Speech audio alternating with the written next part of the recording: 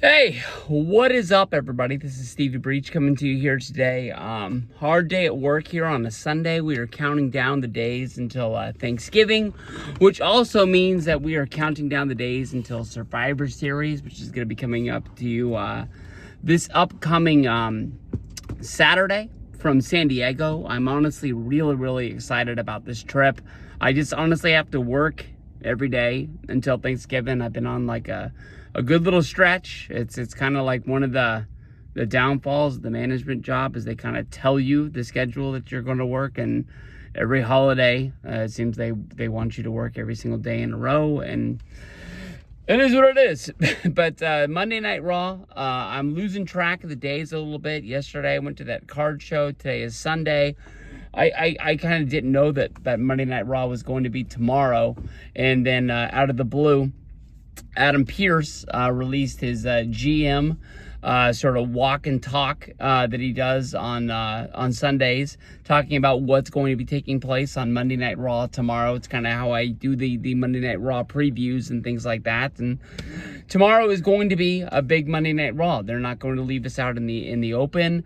What I'm looking forward to is to see what two members of I don't know if it's Team Roman, Team Punk, Team WWE, sort of the Bloodline. I don't know what it's going to be, but two members of the babyface team are going to go up against Braun Breaker and Bronson Reed, the Vision, and the winner of the match is going to have the advantage at War Games. Honestly, in my opinion, if you got Jimmy Uso and he's going to be, fighting in War Games, we need to have the advantage of the Usos as a tag team, one of the greatest tag teams in WWE history, going up against the Vision on Monday Night Raw. I mean, Jimmy Uso as a tag team wrestler is, I think, 10 times better than as a singles wrestler when it comes down to it. And I think that's the one reason to have him in this match. I understand you need 5 guys, but I mean, they could have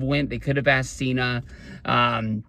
That's the one thing that I think is really lacking. And then on top of that, we don't really even know what's up with Cody Rhodes after the fact that he got, basically murdered by Drew McIntyre on Friday Night SmackDown. But Dominic Mysterio is going to have a talking segment where he's going to come out and he's going to hype up his match with John Cena. We know that John Cena is not going to be there for the last few weeks. We have seen Rey Mysterio involved in Monday Night Raw, once coming down and having a promo with Dominic, another one greeting John Cena after he beat Dominic for the Intercontinental Championship. I am looking for Rey to be a part of Survivor Series. Honestly, in some way, I think he's going to be there. If Rey is not involved in the talking segment with Dominic on Monday Night Raw, I'm really thinking he might be the mystery spot that is going to fill in for Sheamus against LA Knight. I didn't watch the 6-man tag from Monday Night Raw with Sheamus and John Cena teaming with Rey Mysterio to see if Sheamus really got injured or if this some sort of like a storyline injury. But they say that he hurt his shoulder and he's going to be out for a matter of time, so he's not going to be able to be a part of this. And Rey was one of the matches that I think a lot of people were really hoping to get on this Cena retirement tour, and it never came to be.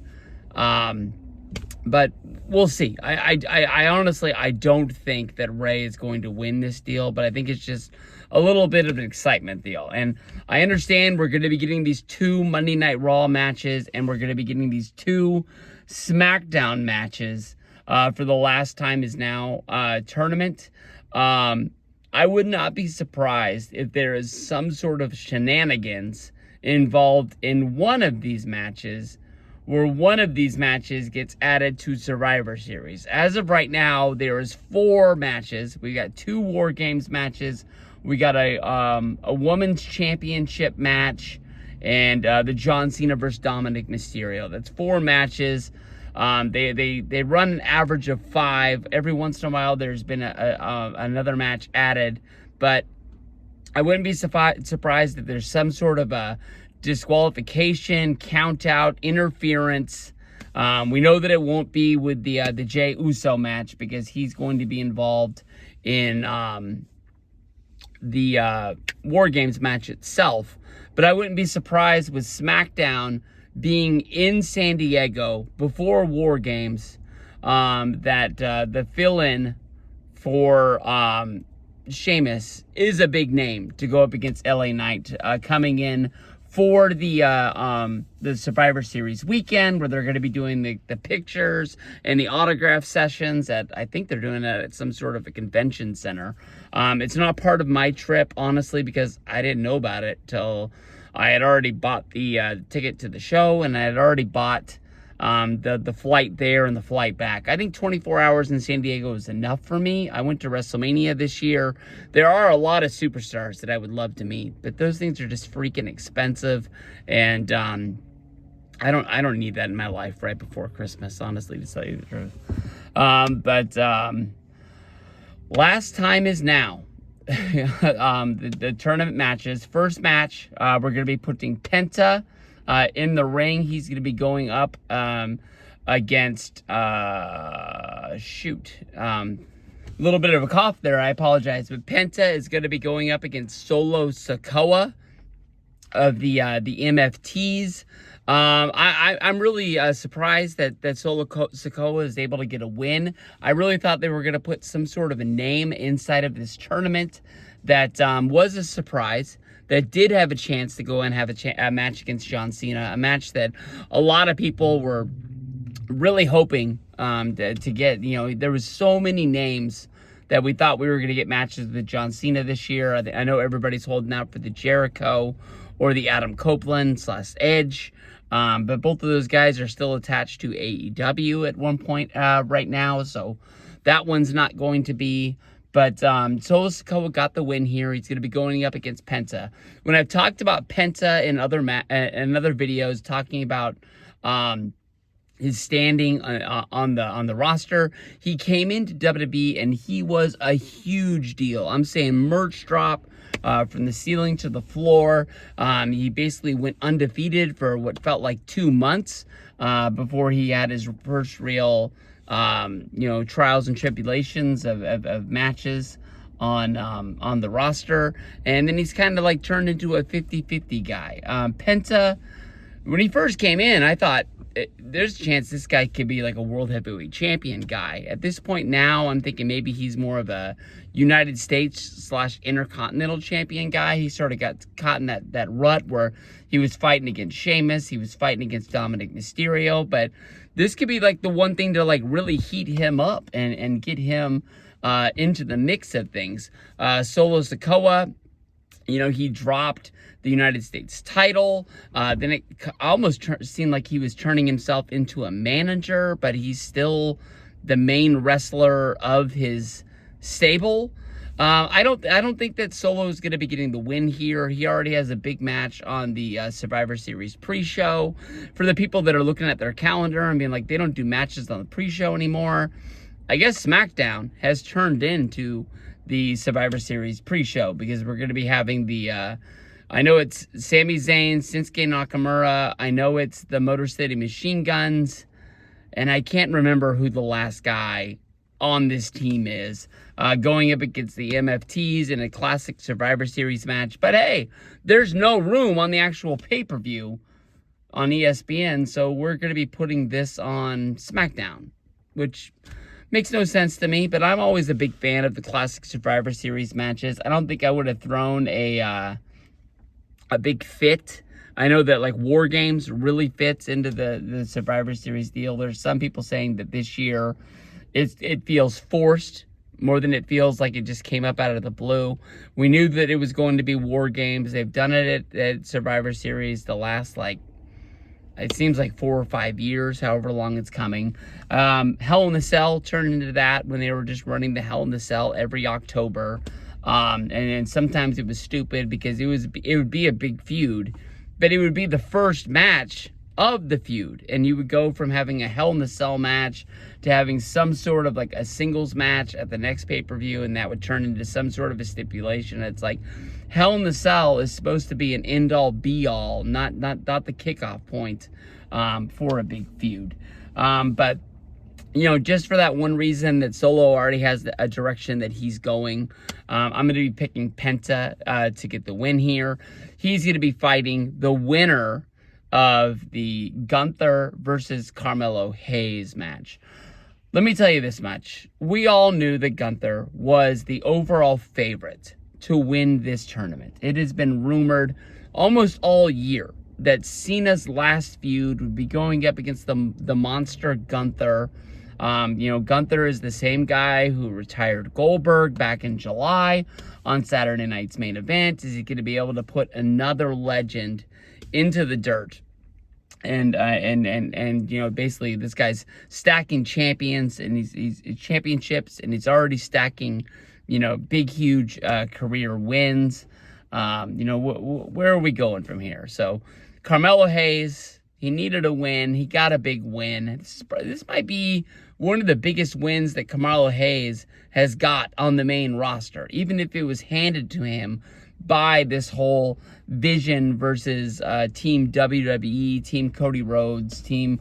I'm not sure who the captain here is of this team. It almost seems like CM Punk is, because he's the World Heavyweight Champion, but how are you going to knock the WWE Champion? How are you going to knock your Tribal Chief, Roman Reigns? But he got handed a win, and, he gets to move on in this tournament. And it sucks. It's like, being in the NCAA basketball tournament that's in March for March Madness. You get a big win in the first round. Maybe you even become like some sort of a diaper dandy. You do the upset and you win in the Sweet 16. And then you're just like, well, shoot. Now we got to play like the number one seed in the whole thing. So how are we going to find a little bit more magic to pour out for this one? Carmelo, I feel bad for you, man. I was so pumped that you got your big win. I'm really rooting for you. When I went to that card show the other day, I bought that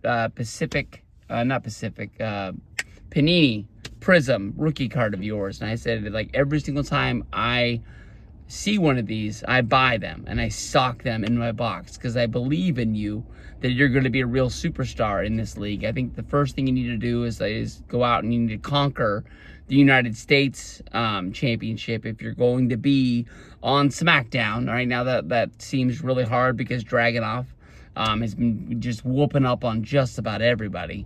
But just, we just take baby steps to get you making ground. Once you came up from NXT, you came to SmackDown, and it seems like you've really been doing a whole lot of nothing. So we got to get you rolling. Gunther, you're probably going to roll through this match. I hope that it's going to be like the last match against Javon Evans, where Javon Evans was able to get a lot of his stuff in, I guess you can say, to make it look like it was a really good match. So I hope Gunther gives Carmelo Hayes a little bit like that, because these are kind of stepping stones to a big match for Gunther. The other side is going to be Jey Uso having a match. I think right now, I'll tell you that Jey Uso is not winning his match if it is going to take place on SmackDown, for the one reason of Paul Heyman, The Vision, Brock Lesnar, everybody else is going to be there, and it's going to be just like last week, where they attack Jey Uso, they take him out of his match. It's going to make them weaker to be moving towards Survivor Series War Games. And then also, that fits the Jey Uso storyline, is that basically the guy can't turn down a fight when he knows there's a bigger issue down the road. Like, it's the reason why he lost his World Heavyweight Championship to Gunther. Gunther came into his locker room, looked the man in the eye, and said, like, hey, this is not your fight. Quit getting involved in what CM Punk is doing. Quit getting involved in what Cody Rhodes is doing. Quit going out there and trying to help everybody and be this super big guy, because you're just making my job easier. And, after Uso and Cody had their match at Money in the Bank, he showed up to Monday Night Raw, and he lost the championship because the dude was just beat up, taped up, DDP style. They're making it look like he was selling his ribs, and that's the way it's going to be. But, yeah, Jey Uso. Don't think you're winning on Friday, but we'll talk about that probably in a couple of days. Peace out.